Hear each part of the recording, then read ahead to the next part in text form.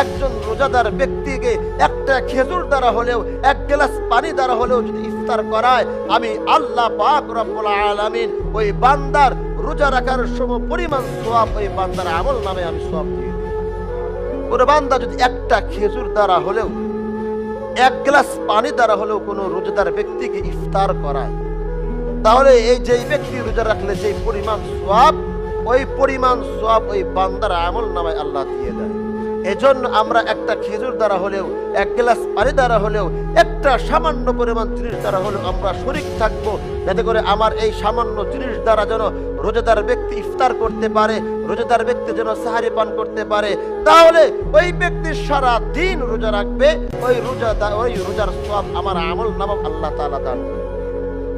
এই জন্য রোজার মাস আমলের মাস, রোজার মাস ইবাদতের মাস। আল্লাহ পাক রব্বুল আলামিন আমাদেরকে যেন প্রতিদিন আল্লাহ তাআলার ইবাদত জিকিরের মাধ্যমে আল্লাহ তাআলা আমাদের আদায় করার তৌফিক দান করে। সকলে আমিন।